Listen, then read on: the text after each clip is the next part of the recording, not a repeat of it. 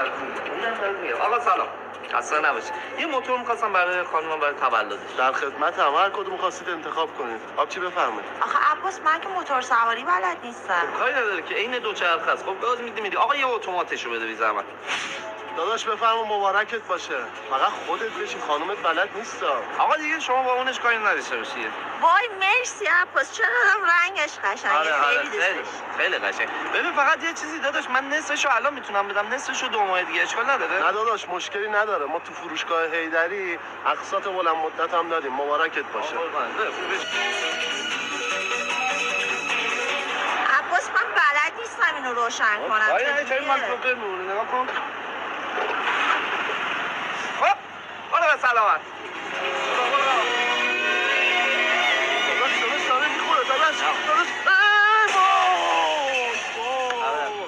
آره بیمه داشته داداش، فقط بیمه داره دیگه. داداش بیمه داره، زنت مرد. بیا بریم بابا، مرد زنه. کجا میری؟ من نگفتی بیمه داره. خب من بگیرم 2 ماه دیگه بیمه بگیرم، بقیه پول تو رو میدم، موتورم مال من میشه. فقط یه انتظاری ازت دارم. ببین این پنجشنبه ختم از 3 تا 5 اسرائیل قرمزم دوست دارم. عروس رفته گل بچینه، بگین این دور بچینه. آقا سلام، خسته نباشید.